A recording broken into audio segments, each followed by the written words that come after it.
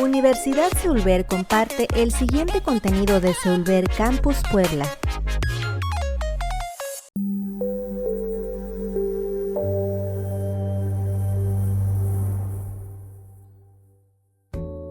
Hola, ¿qué tal? Muy buenas noches. Bienvenidos a Las Voces del Derecho por Seulver Puebla. Nos acompaña la maestra Rosa Aurora Espejel Prado, docente base de nuestra institución, abogada. Actualmente se desempeña como secretaria del Tribunal Colegiado de Apelación del Sexto Circuito de esta ciudad de Puebla. El día de hoy abordaremos un tema muy relevante para toda nuestra comunidad jurídica y para la sociedad en general. Vamos a hablar de violencia de género. Bienvenida, muchísimas gracias Rosa Aurora por estar el día de hoy aquí con nosotros. Al contrario, Marina, mil gracias siempre por invitarme.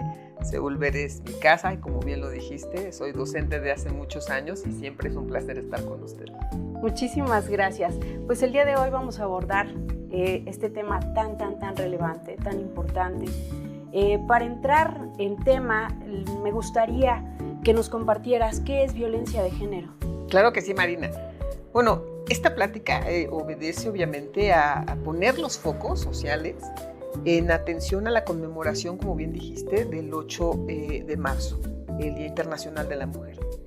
La violencia de género es un fenómeno, es una agresión que se ejerce contra cualquier persona o grupo de personas, pero está basada en conceptos como orientación, como identidad sexual, género, sexo.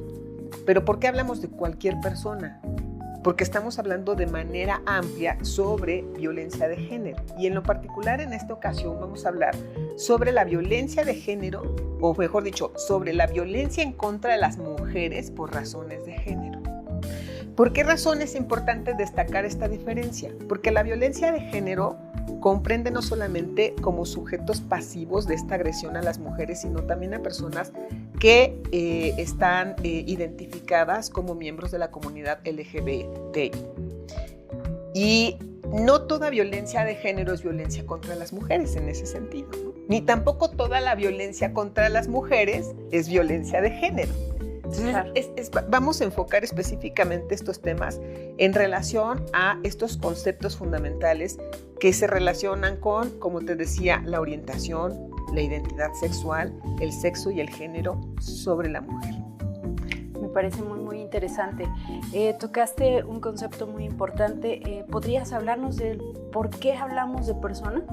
Bien, bueno, obviamente porque la persona es el sujeto, ¿no?, que tiene derechos y que obviamente estos derechos se ven atropellados o afectados en razón a ese tipo de acciones u omisiones de carácter intencional que transgreden, ¿no?, esta identidad como tal.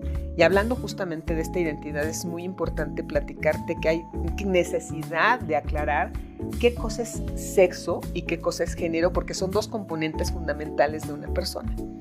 Entonces, el sexo comúnmente se ha concebido como el elemento que distingue a las personas entre hombres y mujeres, porque está basada específicamente en criterios biológicos. Es decir, al momento del nacimiento de una persona, con el simple examen de sus genitales, ¿no?, la persona que recibe al mundo a un bebé puede decir, bueno, es niña, es niño, ¿por razón a qué? Bueno, porque tiene pene o porque tiene vulva, ¿no? Pero aun cuando es socialmente admitido que esta apariencia de los genitales podría ser considerada como suficiente para diferenciar los cuerpos, en realidad el sexo depende de distintas áreas de carácter fisiológico. La Suprema Corte de Justicia de la Nación ha reconocido la existencia de 4 criterios para definir el sexo de una persona. Estos criterios son el cromosómico, el gonadal, el genital y el hormonal. Cromosómico, ¿por qué razón? Bueno, como tú sabes, los cromosomas son estas estructuras del núcleo de las células del ADN, ¿no? Las mujeres tenemos las células XX, los hombres XY, ¿no?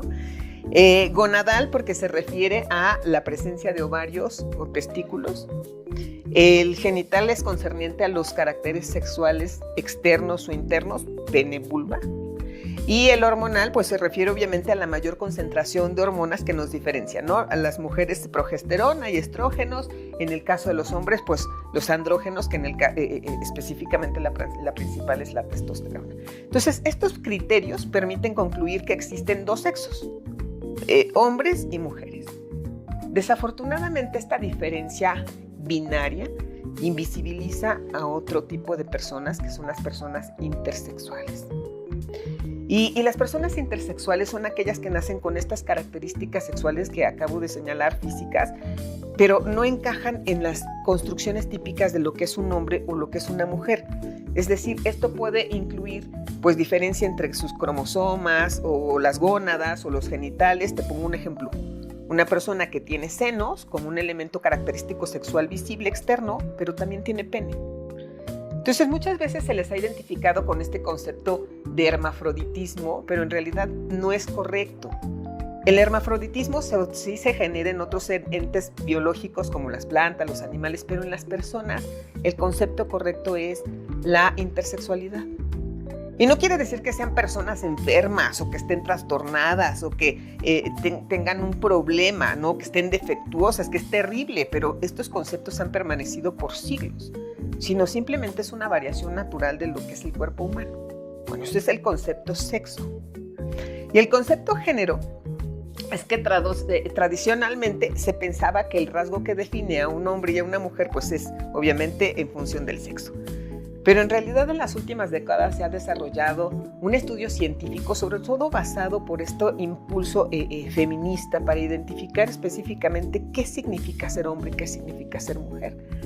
Y en realidad es que el ser hombre o mujer no depende exclusivamente de las características biológicas que te he comentado, sino que el género es una construcción cultural, es una construcción social que nos otorga ciertos roles de comportamiento a los seres humanos. ¿Por qué razón?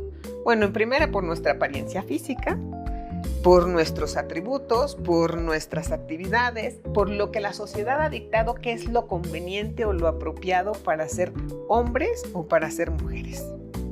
En este sentido, hablando de esta idea sociocultural, precisamente en la estigmatización de hombres y mujeres, hablamos del poder que se ha ejercido justamente como esta idea machista, como esta forma de vida machista que culturalmente hemos vivido a través de muchísimos años y sobre todo como cultura mexicana, ¿no? Es correcto. Y fíjate que, bueno, nosotros lo conocemos muy bien, como lo dices, en nuestra cultura mexicana, porque es un estereotipo del mexicano, pero esto se vive a nivel internacional, ¿eh?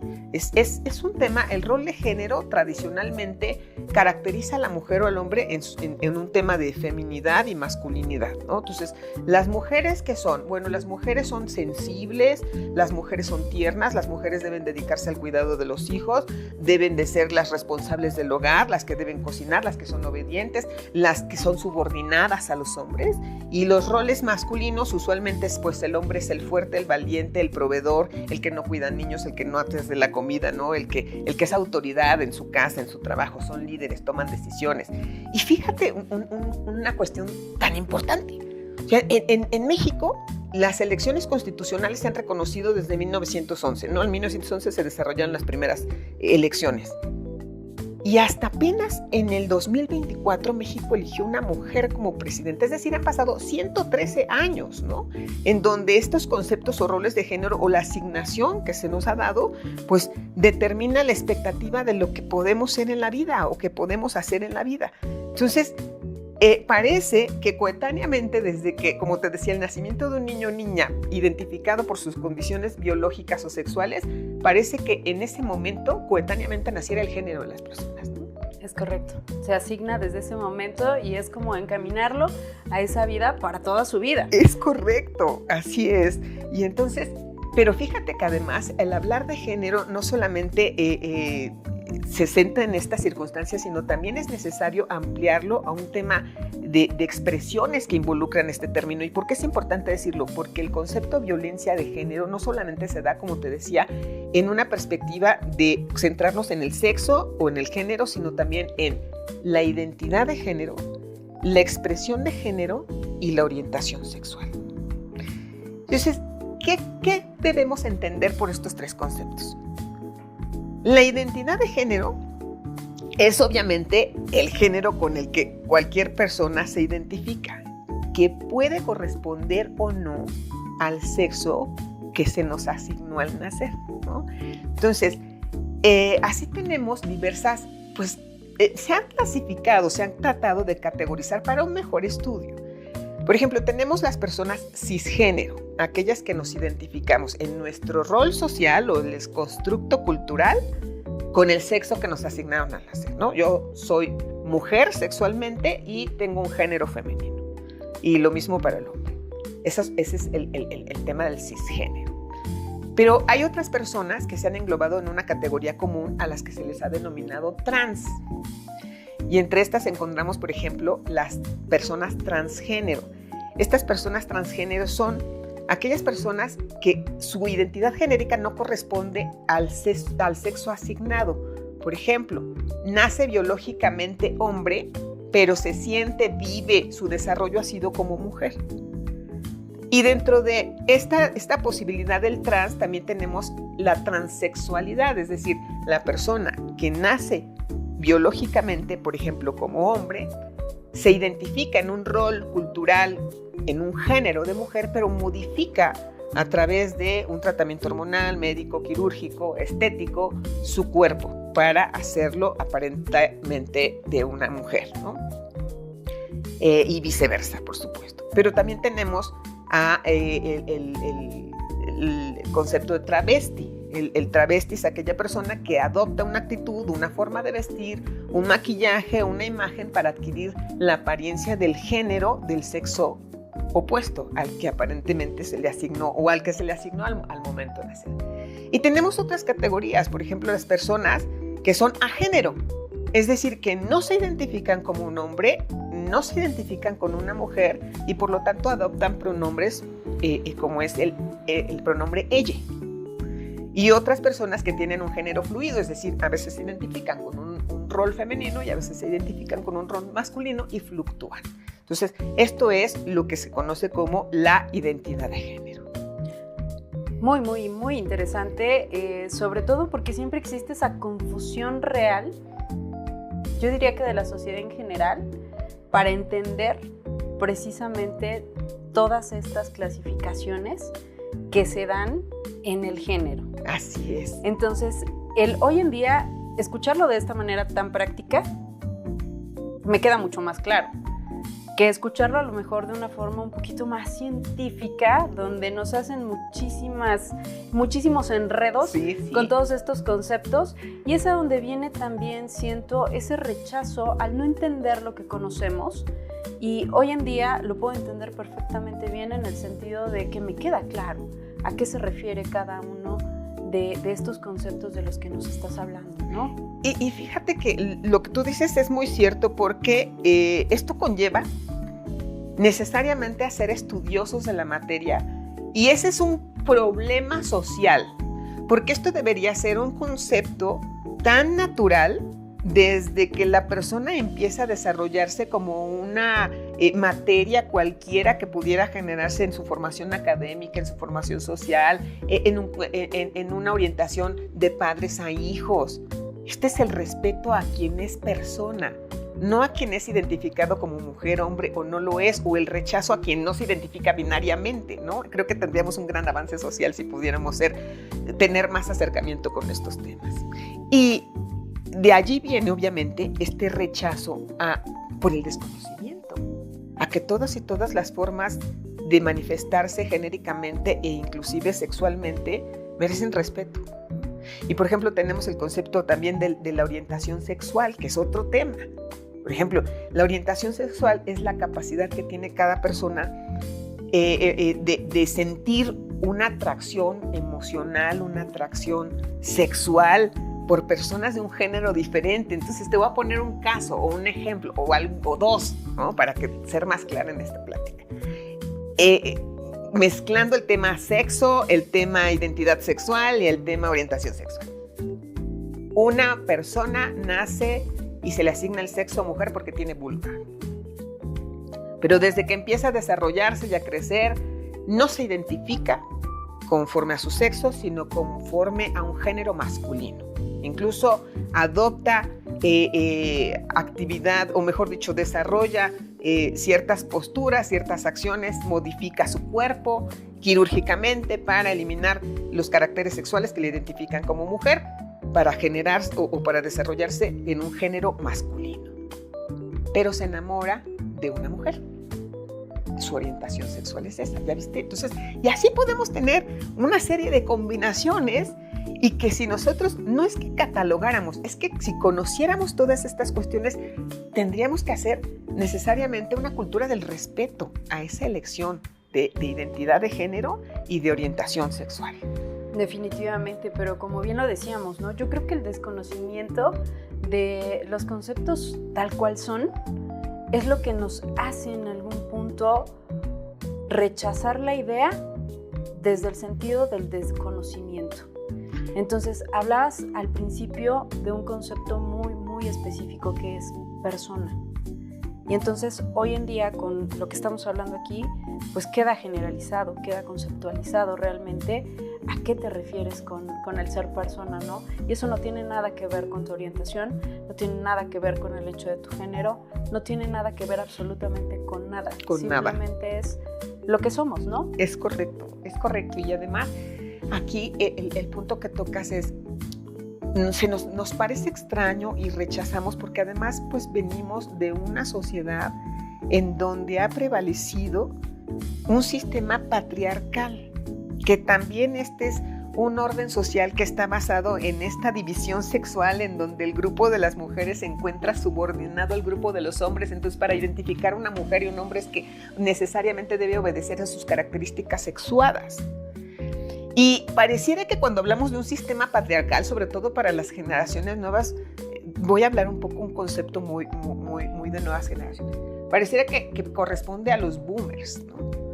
Que ya actualmente no existe, o que se está dejando, sí, se está luchando por dejar este concepto, este sistema patriarcal, pero en realidad es que se sigue fortaleciendo en un momento dado cuando estas prácticas, estos pactos implícitos entre los hombres, este uso de estereotipos, ¿qué son los estereotipos de género? Son prejuicios, son ideas de lo que conciben como ser mujer o ser hombre, ¿no? Entonces, esta práctica continuada que se desarrolla a través de generaciones, estas conductas, pues siguen permitiendo o siguen abonando a que exista esta subordinación de las mujeres perpetuada en el tiempo, que se perpetúa en el tiempo.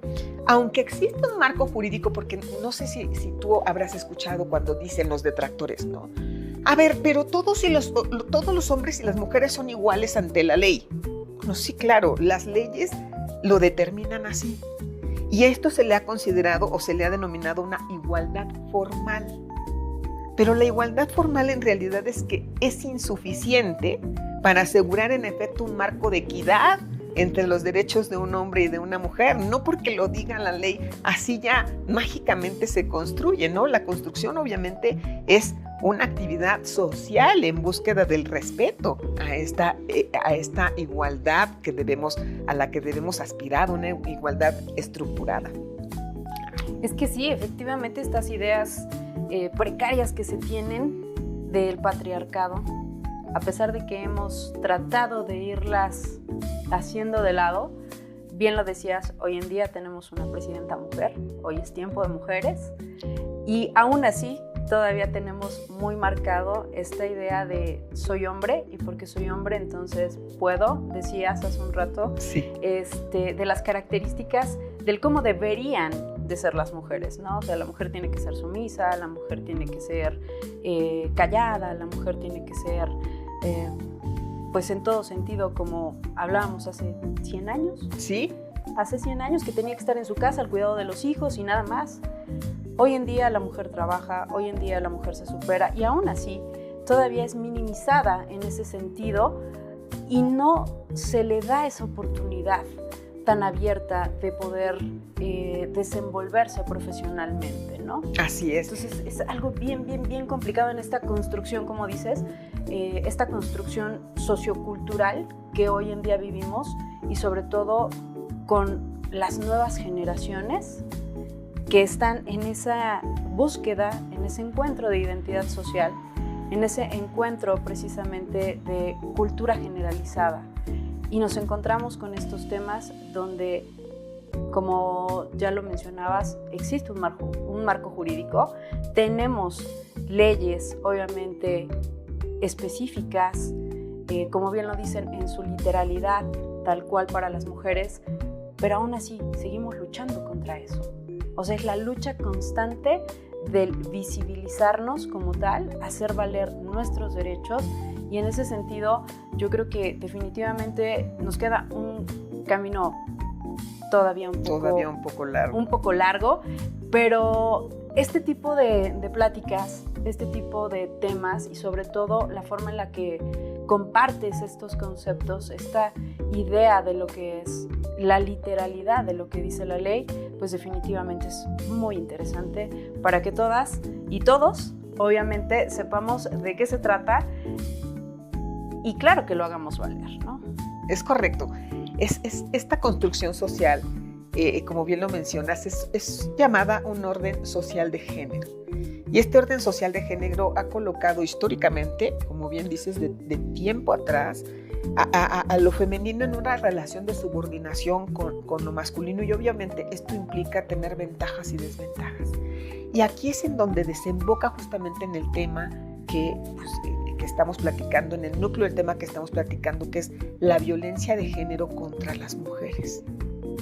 Y la violencia de género contra las mujeres es necesario identificar que se compone esencialmente de 3 elementos. El primer elemento se trata de que es una conducta que puede ser de acción, de hacer, o de omisión, de no hacer, que está basado obviamente en función del género femenino y que causa un daño, que causa un sufrimiento en distintos aspectos de la vida de las mujeres. Estos aspectos, por ejemplo, tenemos el físico, el psicológico, el patrimonial, el económico, el sexual. Incluso el mayor daño es a la vida de las mujeres. Y este marco normativo, pues cada vez evoluciona, porque hay que eliminar finalmente esta violencia.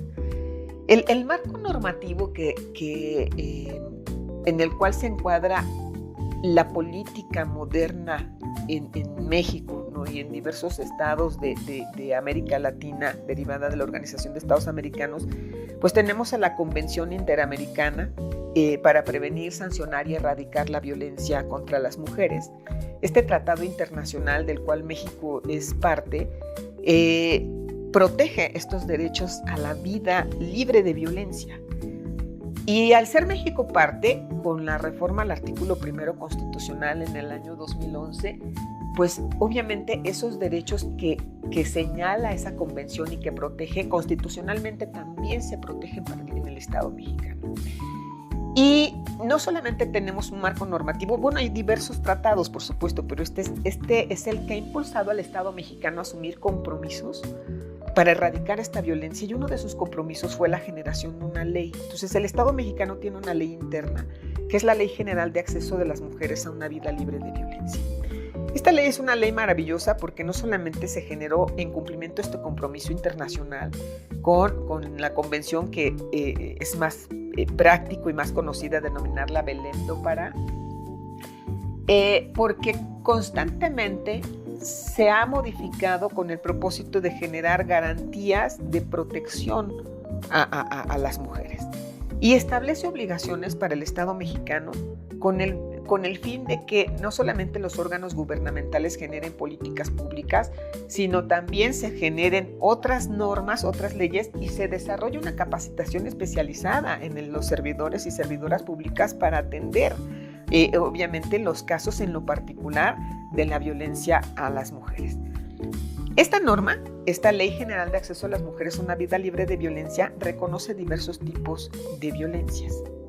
Y es muy importante que las personas puedan tener, pues obviamente no el concepto jurídico, ¿no? Sino quizá el ejemplo que en muchas ocasiones pasa desapercibido, pero que se constituye como violencia y que a la postre finalmente desde la perspectiva normativa es sancionado, porque esto es castigo, porque esto es un delito. Entonces, por ejemplo, tenemos la violencia física. La violencia física es la más común, ¿no?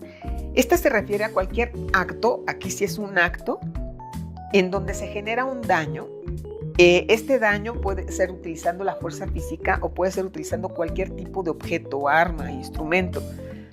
Puede provocar o no provocar lesiones. Es decir, no necesariamente debe haber una huella, ¿no? A lo mejor hay una afectación interna que no te dejó ni siquiera un moretón, un chichón, no importa. Y estas lesiones no necesariamente deben ser externas, visibles, también pueden ser internas. Entonces, pongo ejemplos que quizá, insisto, en nuestra vida cotidiana pareciera que no lo constituyen y lo son. Pellizcar, morder, empujar, jalonear, jalar de los cabellos, arrojar objetos a una persona, y en específico estamos hablando de las mujeres, eso es una violencia física. Otro tipo que está bien, sumamente común y me parece que este es súper amplio y es el más desapercibido en muchas ocasiones, la violencia psicológica. La norma, la ley a la que estoy refiriéndome, Ley de Acceso a las Mujeres a una Vida Libre de Violencia, hace una descripción como muy puntual, ¿no? Y sí tengo que referirla, porque a lo mejor esto hace pues, eco en las personas que nos están escuchando. Dice es que es cualquier acción o acto o omisión que daña la estabilidad psicológica, que puede consistir en negligencia, abandono, descuido reiterado, celotipia, que son los celos, ¿no? Los celos enfermizos, descuido, humillaciones, devaluación, marginación, desamor, indiferencia, infidelidad, comparaciones destructivas, rechazo, amenazas. Y estas conllevan a la víctima a una depresión, a un aislamiento, a la devaluación de su autoestima, incluso la pueden llevar al suicidio. Y entonces, ¿qué ejemplos les puedo platicar aquí en este momento que se manifiestan casi siempre como una violencia psicológica y que no son tomados en consideración? Bromas hirientes, el chantaje emocional, las mentiras, el engaño, la infidelidad, los celos, stalkear las redes sociales, ver tu teléfono, porque además el teléfono es un ejercicio sobre la intimidad de mi persona. Nadie puede ver mis conversaciones, ni siquiera mi pareja. ¿Cómo te vistes? ¿Cómo hablas? ¿Cómo reaccionas? Si tienes sobrepeso, si no, si te ridiculizan, te humillan en público. Todas estas son manifestaciones de violencia psicológica. Tenemos otro tipo de violencia que también desafortunadamente es constante y esta pudiera sí ser más notable, pero a veces en otros casos no, que es la violencia sexual. La violencia sexual está definida como un acto que degrada o daña el cuerpo, porque dijimos, ¿no? El cuerpo tiene características sexuadas, entonces directamente atenta contra la integridad, la dignidad de una persona, pero también es un abuso que puede implicar una supremacía masculina respecto a la mujer al denigrarla y considerarla como un objeto de deseo o de satisfacción sexual. Y en ese sentido, bueno, tenemos, por ejemplo, las caricias que no son consensuadas, ¿no? Que sobre todo son tocamientos de carácter erótico, en donde una nalgada, un beso, te imponen un beso y tú dices, esto no, ¿por qué lo haces? No, pues eso es una violencia sexual, ¿no? Obligar a tener sexo, por ejemplo, en las parejas, en las relaciones entre matrimonios puede haber violación. Cuando la mujer dice no y el hombre impone la cópula, ¿qué significa imponer la cópula? Introduce el miembro viril en el cuerpo de la mujer. Y la mujer no quiere recibir esta relación sexual, eso es una violación incluso entre cónyuges, es decir, entre esposos. Por ejemplo, hacer comentarios sobre la intimidad de la persona de carácter público. Muy relacionado con el tema de la violencia sexual está la violencia en contra de los derechos sexuales y reproductivos. Esta, si bien es cierto, no la señala como tal la Ley General de Acceso a las Mujeres a una Vida Libre de Violencia, es reconocida en el protocolo para juzgar con perspectiva de género que la Suprema Corte de Justicia de la Nación pone a disposición de las personas juzgadoras para administrar justicia con esta visión de atención a la diferencia entre el género. Y, por ejemplo, en estos casos, voy a poner algunos ejemplos. Cuando la pareja prohíbe que la mujer utilice algún método anticonceptivo, o cuando la pareja decide el número de hijos que tener y no toma en consideración a la mujer, o en su caso, por ejemplo, que el hombre no quiera tener más hijos y la mujer y el hombre simplemente se niegue por su propia decisión, sin tomar en consideración un consenso, ¿no? O sea, la imposición de la decisión sobre la mujer en torno a los derechos reproductivos es también violencia. Vale la pena señalar que lo que decía, esta violencia sexual no necesariamente implica manifestaciones de tocamientos o violación, que es la más extrema. Puede haber violencia sexual, por ejemplo, en un ámbito laboral, al tratarse de un acoso o un hostigamiento. ¿Qué diferencias hay entre estas? Bueno, el hostigamiento se desarrolla entre una persona jerárquicamente superior a otra. Supongamos en un trabajo, un jefe o hombre condiciona a una mujer a ganar una cantidad mayor o a tener menos horas de trabajo o asignarle una tarea menos complicada si recibe un favor sexual. Esto es un hostigamiento. Y el acoso sexual es entre iguales, por ejemplo, entre personas que trabajan en el mismo nivel. Si el compañero de trabajo hombre le propone alguna actividad indecorosa sexualmente a una mujer o desarrolla una actividad de hostigamiento, aun cuando no la toque, esto es un acoso sexual. Y esto también obviamente constituye violencia, sobre todo que se desarrolla en un ámbito de carácter laboral. Dos tipos de violencia que están muy de la mano porque tienen que ver o afectan la supervivencia económica de una mujer. Tenemos justamente la violencia económica y la violencia patrimonial. ¿Pero qué las distingue? Bueno, la violencia económica se manifiesta a través de limitaciones. O sea, el hombre limita a la mujer para controlarla en sus percepciones económicas, o cuando se trata, por ejemplo, de un ámbito laboral, en pagarle un salario menor por trabajos iguales, o en no permitirle en ese mismo centro laboral, por ejemplo, algunas prestaciones a las que tiene derecho. Insisto, esto está enfocado, obviamente, a limitar la supervivencia económica de una persona. Y tenemos la violencia patrimonial, que se diferencia porque habla de tema de patrimonio, es decir, hay un derecho sobre un objeto, un bien, un numerario, un dinero, ¿no? Que la persona, pues obviamente percibe, es parte de su haber económico, pero el hombre con el que tiene esta relación, que no necesariamente es una relación afectiva, ¿no? Puede ser una relación incluso de trabajo, escolar, el hombre lleva a cabo acciones como destruirle, retener, robarle, distraer, esconderle, ¿no? Objetos personales, bienes, dinero, documentos, recursos económicos que necesita esta persona, esta mujer, para poder subsistir, para cubrir sus necesidades. Te voy a poner, mira, se me acaba de venir a la mente un caso, Marina. Cuando yo era juzgadora, tuve un caso muy triste en donde una señora vendía tamales y se paraba muy temprano con su propio dinero, pues vendía, y con lo que ganaba compraba la materia prima para hacer los tamales, porque se mantenía ella y mantenía a su hijo de 30 años, un hombre que no estudiaba, no trabajaba, lo que conocemos como un nini.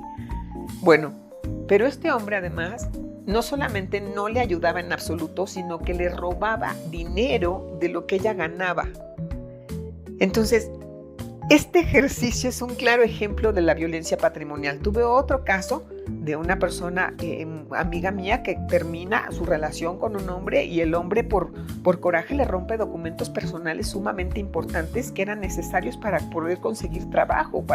Entonces, esta acción que pareciera, bueno, es que lo rompió, que es violencia, ¿no? Y esto, insisto, a la postre constituye un delito. Pero uno de los elementos más graves y quizá la gravedad de las violencias es en función del bien jurídico que se afecta es la violencia feminicida.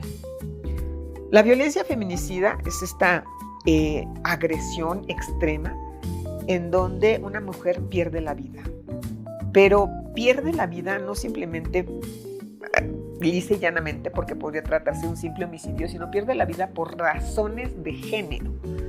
¿Y qué significa pierde la vida por razones de género? Bueno, las normas a nivel nacional, y cuando hablo de las normas, pues son las leyes que regulan los delitos, específicamente de feminicidio, tienen algunas condiciones que involucran a una mujer y a un hombre el que desarrolló esta acción lesiva sobre la vida de la mujer, que de alguna forma les permitía o les daba la posibilidad de estar juntos y de vivir una vida plena y tranquila, y esto se rompió, ¿no? Por ejemplo, el ser pareja, el haber tenido relaciones, el mantener una relación de trabajo, el dejarle afectación en el cuerpo a la víctima, es decir, el odio manifiesto por el simple hecho de ser mujer.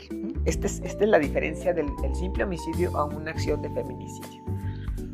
En México no conocíamos el concepto feminicidio. El concepto feminicidio surgió cuando la Corte Interamericana de Derechos Humanos resolvió un caso que fue, pues te acordarás, hace muchos años, esto fue en la época de los 90, cuando se tenía una crisis en el estado de Chihuahua porque había mujeres que desaparecían y las encontraban muertas en Ciudad Juárez. Las autoridades no hacían mayor actividad de investigación y esto era un fenómeno constante. Eran mujeres jóvenes, solteras, trabajadoras que encontraban muertas en un campo algodonero. Por eso este caso icónico, su nombre es el caso el campo algodonero, así se le conoce, caso González y otras contra México, en donde por primera vez la Corte Interamericana utiliza este concepto de feminicidio. Es decir, el homicidio de una mujer por estas razones de género. Entonces, este tipo de violencias, pues obviamente se desarrollan en cualquier ámbito. En el ámbito de la familia, en el ámbito del trabajo, en el ámbito escolar, institucional, en la comunidad, en el ámbito político, en los medios de comunicación, en el uso de las herramientas de comunicación o las llamadas TIC. Entonces, es muy diferente la modalidad de la violencia, que la modalidad de la violencia significa en dónde se desarrolla, al tipo de violencia. Una con otra se complementan para ser de mejor manera atendida, focalizada, visualizada. No es que se distingan o se segreguen. Y no sé si todavía, podamos platicar en función del tiempo de la más, creo que de las más interesantes, de las más importantes, que la mayoría de las mujeres en México deben tener conciencia de la existencia de esta violencia, que es la violencia familiar. Tú me dices, Marina, si lo platicamos. Créeme que todos estos,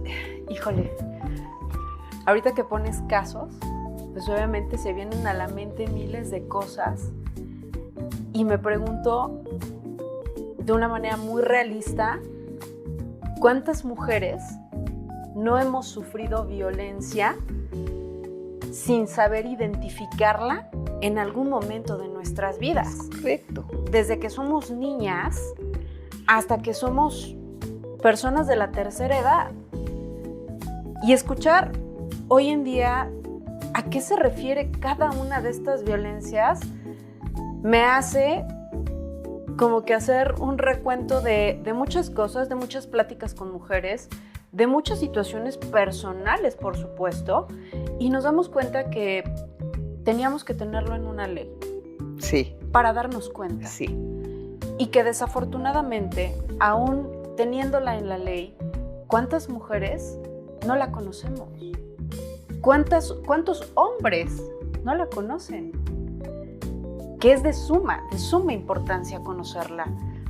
Hablar, lo que decías hace un rato, súper interesante, ¿no? O sea, violencia es un pellizco. Sí. Violencia es un jalón. Es un grito. Violencia es que te quite yo el dinero de tu trabajo. Es correcto. Y esas prácticas, ¿cuántas veces no se escuchó? A mí me tocó escucharlas a lo mejor de señoras, cuando yo era a lo mejor una niña, y decían, es que fui a trabajar y el marido me quitó mi dinero y no tengo ni para el pasaje, y no tengo para la comida, y no tengo para esto. Y hoy en día nos damos cuenta que es violencia. Y la violencia psicológica, o sea, el te ignoro. Así es. Violencia. Es correcto. Y después, el lo te más reviso grave. tu teléfono. No, sí, ¿no? claro. ¿Quién te habló? ¿Quién te habló? Sí, claro. A ver, enséñame. Sí, Y dices, no, sí. efectivamente, todo ese tipo de cosas que no visibilizamos, las creemos como una práctica común de nuestra vida cotidiana. Y tenemos que verlas tal cual son, y así como lo marcas, como violencias, tipos de violencias. Y obviamente levantar la voz y decir, no. Así claro, es. no. O sea, no podemos permitir que esto siga sucediendo. Y siempre se dice, no, todo acto que no se denuncia se vuelve a repetir. Y es correcto. Así es, porque se vuelve un patrón años, de conducta. Claro, durante años hemos vivido ese patrón. Y se replica porque los hijos lo aprenden de manera empírica. Y entonces es muy común, no pasa nada, mi papá lo hace, mi mamá se deja. Y entonces, pues es parte de nuestra vida, parte de nuestro crecimiento, parte de nuestra construcción de una identidad y de nuestra propia personalidad. Y así vivimos. Así es, y eso es a lo que se le conoce como el pacto patriarcal, porque lo seguimos reiterando a través de estas conductas por generaciones sin decir, esto no debe ser así. O sea, no quiere decir que la violencia no existía antes y ahora sí, no, es que ahora se visibiliza. Claro. Pero no se ha podido desarrollar, hacer permear socialmente, porque nos falta todavía, aun cuando tenemos estas disposiciones normativas que, insisto, son maravillosas, todavía no hemos logrado socializarlas, todavía no hemos logrado hacer un método de educación generalizado para hombres y mujeres, como tú dices, desde que son pequeños y pequeñas, para que entiendan que esto es parte del desarrollo de lo que no debemos de hacer o de lo que no debemos permitir en caso de que se hiciera, ¿no? Y fíjate cuando dices, ¿cuántas mujeres no habremos pasado este tipo de violencia? Bueno, tengo un dato aquí interesante. Hay una encuesta nacional que se desarrolla en México, se denomina sobre la dinámica de las relaciones en los hogares. El último dato que yo tengo recopilado del 2021 es que en México 7 de cada 10 mujeres de 15 años o más han sufrido al menos un incidente de violencia a lo largo de su vida de género, o sea, por el hecho de ser mujeres, que son las 3/4 partes de la población femenina. Pero déjame decirte que además el 43% de ese 100% de mujeres ha sufrido esa violencia de género por parte de su pareja.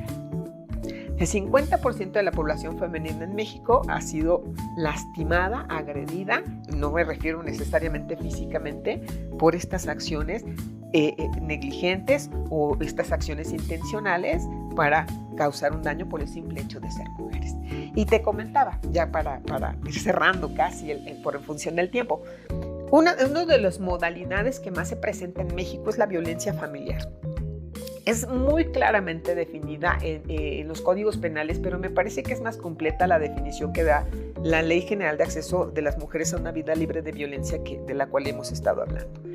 Esta la define como un acto abusivo de poder u omisión intencional, es decir, no es accidental, no es, ay, no me di cuenta, no, es con intención, sabiendo y queriendo hacer este propósito, y se encuentra dirigida a someter, dominar, controlar, agredir de manera física, psicológica, patrimonial, económica, sexual a las mujeres, tanto dentro de su domicilio como fuera, porque esto ha sido un paradigma. Es que si no fue en tu casa, no fue violencia femenina, puede ser afuera de tu casa. Y la parte importante es tener en claro que en esta se relaciona el agresor o la persona agresada tiene un vínculo familiar con la víctima. Y este vínculo familiar puede ser un parentesco por consanguinidad, ¿no? de sangre, por afinidad, cuando, por ejemplo, mantenemos una relación de matrimonio o concubinato, o por una relación de hecho. ¿Qué cosa es una relación de hecho? Bueno, una relación pública de cariño. No necesariamente tenemos que ser cónyuges o concubinos, ¿no? Simplemente podemos ser amigos con derechos o novios. Y entonces, aun cuando se hubiera terminado esa relación, si esa persona que terminó el matrimonio con nosotros, el concubinato, el noviazgo, el amaciato, a la postre nos genera un daño, sigue considerándose violencia familiar. Es decir, el marco de protección para la mujer en estos ámbitos es muy amplio. Por la relación que existió en un momento. Es correcto, así es, por la relación que existió en un momento. Entonces, obviamente es una normatividad progresiva, porque la protección a los derechos humanos debe tener este efecto de progresividad. Entre más protejas es mejor, ¿no? Hay que evolucionar en esta protección. No siempre fue así, tampoco no siempre se reguló de esta forma, pero actualmente tenemos esta vigencia. Entonces, para acabar, quiero decir que la obligación de garantizar el derecho de las mujeres a una vida libre de violencia pues implica un deber del Estado, pero no solamente en organización de un aparato gubernamental que determine normas, instituciones, que capacite a sus funcionarios públicos. Creo que es una obligación social. Creo que es una obligación de todas y todos quienes formamos parte, y todes quienes formamos parte de la sociedad, el hecho de que tengamos conocimiento, que tengamos noticia, y que aquellas personas que por cualquier condición personal, social, económica no tienen acceso, haya una mano amiga que le ayude a entender y hacerla saber que sus derechos no pueden ser atropellados por ninguna persona. Pues sí, efectivamente, y gracias a estos foros, gracias a estas pláticas, es que nos permite llegar a muchísimas personas. Siempre lo hemos dicho, no solo a la comunidad jurídica, sino a la sociedad en general. Y este llamado a visibilizar, este llamado a proteger, este llamado a estar unidos, a estar unidas, en el sentido de dar ayuda precisamente a aquella persona o a aquella persona que lo está necesitando. Muchas de las veces, con todo lo que hemos estado hablando, nos damos cuenta que el desconocimiento es el que no nos permite pedir la ayuda. Así es, la ignorancia no es un buen amigo, ¿no? Entonces, súper interesante. Yo creo que nos hace falta muchísimo tiempo para hablar todavía de este tema, que es muy amplio, que es de muchísimo interés. La verdad es que agradecemos, Seúlver Puebla, te agradece como siempre tu tiempo, tu compromiso con la sociedad, tu compromiso con todas, con todes, con todos, para extender esa mano de ayuda, porque lo sabemos y sabemos que eres una persona con calidad y con calidez humana. Muchas gracias, María. Y que siempre estás para apoyar a quien lo necesita. Entonces, hoy en día, de verdad, muchísimas gracias por estar aquí, por compartir este día de conmemoración, este día tan importante para las mujeres. Y no nos queda otra más que agradecerles nuevamente a todas, a todos y a todes por estar aquí este día con nosotros. Más adelante vamos a tener nuevos episodios, esperamos contar con ustedes. Y pues muchísimas gracias y esperemos que esta construcción de la sociedad sea para mejor. Gracias, Marina. Siempre es un placer. Agradezco a Seúlver por siempre recibirme. Es mi casa de estudios, de enseñanza y sobre todo por darme esta oportunidad de comunicarme con todas las personas que puedan ver este programa, esta cápsula, que sirva para que hagamos conciencia y para que hagamos, pues obviamente, un mundo mejor. Que apoye no solamente a las mujeres, sino también a los hombres en esta progresión de derechos humanos. Muchas gracias. Muchísimas gracias. Nos vemos pronto. Seúlver Puebla está con ustedes.